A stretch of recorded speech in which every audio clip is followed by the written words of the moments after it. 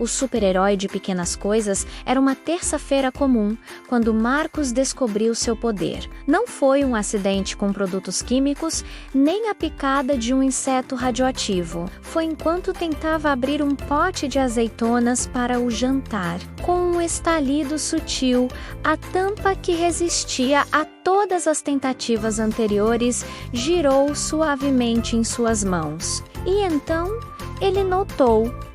O pote parecia grato. Nos dias seguintes, Marcos percebeu que podia sentir as pequenas coisas ao seu redor. O caixa eletrônico, que sempre engolia cartões, sorria quando ele passava. A porta rangente do prédio suspirava de alívio quando ele a empurrava no ponto exato que silenciava seus gemidos. O interruptor que piscava parava de piscar quando ele o tocava. Ele se tornou o ajustador. Seu uniforme era simples: calças caqui, camisa bege e uma ferramenta multiuso pendurada no cinto. Sua base secreta era uma bancada de reparos na lavanderia do seu apartamento. Chamem o ajustador. Virou frase comum no bairro. A velha Dona Marta precisava que alguém consertasse a torneira que pingava a madrugada inteira, mantendo-a acordada. O pingue. Ping era sua trilha sonora noturna há meses. Marcos chegou com sua caixa de ferramentas. Enquanto trocava o vedante, percebeu que a torneira não estava apenas com defeito. Estava cansada. Anos de serviço. Abrir e fechar. Água quente e fria. Ele sussurrou. Você fez um bom trabalho. Com um toque suave. Não apenas consertou o vazamento, mas ajustou a pressão para um fluxo mais gentil. A torneira parou de resmungar. Na padaria do Sr. Geraldo, a geladeira velha zumbia como um enxame de abelhas enfurecidas. Está assustando os clientes, queixava-se o padeiro. Marcos colocou a mão no lado gelado do equipamento. Sentiu a vibração. Não era um defeito mecânico, era desequilíbrio. As bobinas estavam sobrecarregadas, tentando compensar uma porta que não fechava direito. Com um nivelador e um parafuso, ele alinhou a porta. O zumbido transformou-se num ronrono suave. O sorvete parou de derreter. Seu maior desafio surgiu numa quinta-feira chuvosa. A biblioteca infantil do bairro tinha um problema peculiar. Os livros caíam das prateleiras sozinhos, sempre às 3h17 da tarde. A bibliotecária, a senhora Lisa, estava convencida de que o lugar era assombrado. Marcos observou. Às 3h15, posicionou-se entre as estantes. 2 minutos depois, ouviu um tremor sutil. Viu então que não era assombração, era vibração. O ônibus escolar parava exatamente do lado de fora às 3h17. Seu motor diesel criando uma frequência específica que ressoava com a estrutura da estante. Um livro particularmente sensível, uma antiga enciclopédia de mitologia menos, começava a vibrar primeiro, derrubando os outros como dominós. Sua solução foi engenhosa. Ele reposicionou os livros mais pesados na base, inseriu pequenas cunhas de feltro entre as prateleiras e ajustou os parafusos de fixação. No dia seguinte, às 3h17, os livros permaneceram em seus lugares. A enciclopédia de mitologia pareceu descansar mais tranquila. O mito de O Ajustador cresceu. Diziam que ele podia acalmar geladeiras nervosas, fazer aliança com torneiras temperamentais e negociar com janelas emperradas. Crianças deixavam desenhos de o herói das coisinhas debaixo das portas quando algo quebrava em casa. Num sábado, ocorreu o incidente do semáforo. O cruzamento mais movimentado do bairro tinha um semáforo que piscava aleatoriamente em amarelo, causando pequenos acidentes e confusão. A prefeitura já tinha enviado testado 3 técnicos sem sucesso. Marcos estudou o semáforo por horas. Percebeu que não era defeito elétrico,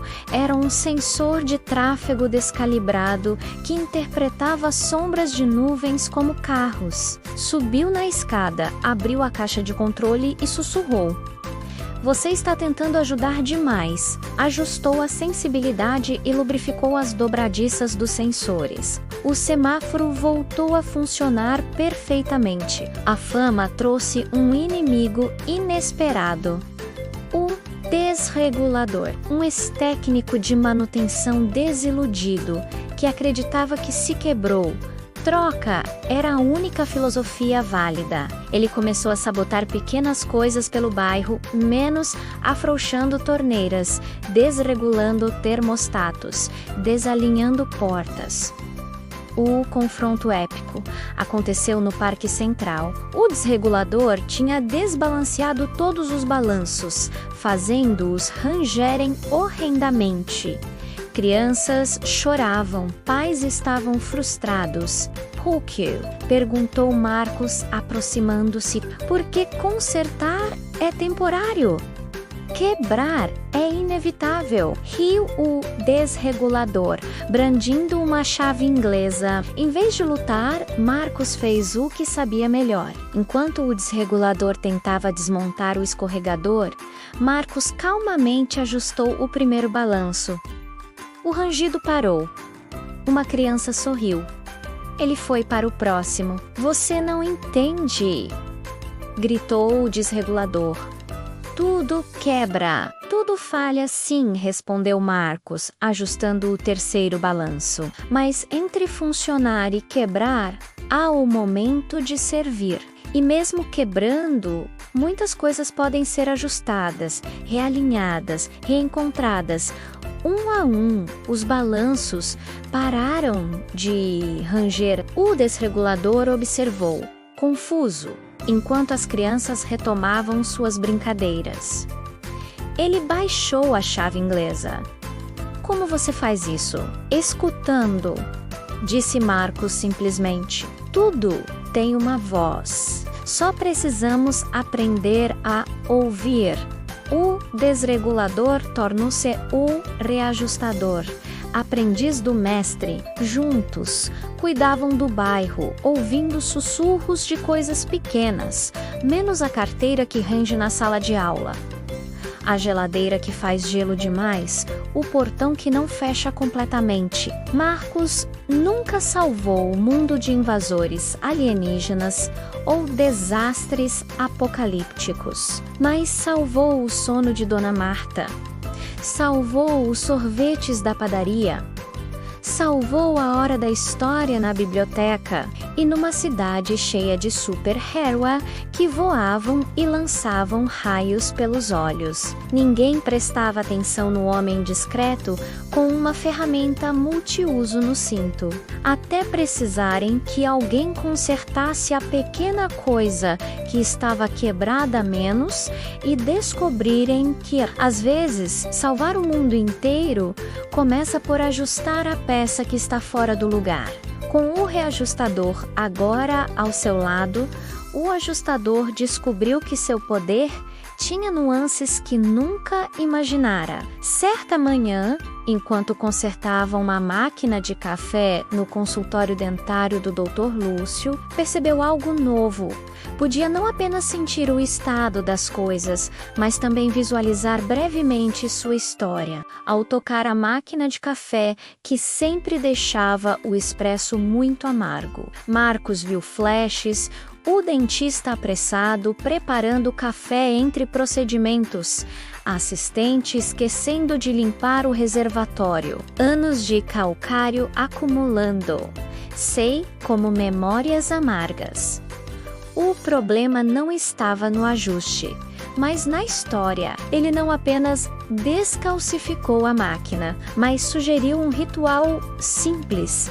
Sempre que fizer um café para um paciente nervoso, faça um para si mesmo primeiro. A máquina gosta de ser usada com cuidado, não com pressa.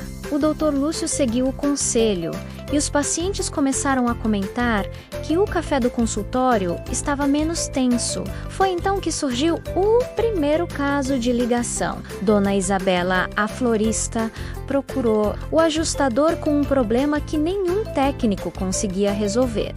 Seu sistema de irrigação automático regava as orquídeas à meia-noite em ponto, todas as noites. Mesmo com o temporizador programado para 6 horas da manhã, é como se tivesse vontade própria, disse ela, mostrando as orquídeas encharcadas e começando a adoecer. Marcos e seu aprendiz investigaram. O sistema era novo, a fiação estava perfeita. O temporizador funcionava corretamente nos testes, mas à meia-noite, como um relógio, as válvulas se abriam. Foi o reajustador, com sua visão de ex-técnico frustrado, quem notou. Olha a localização. O sensor de umidade está instalado na parede leste, que pega o sereno da madrugada. A queda de temperatura faz o metal contrair levemente, completando um circuito que não deveria existir.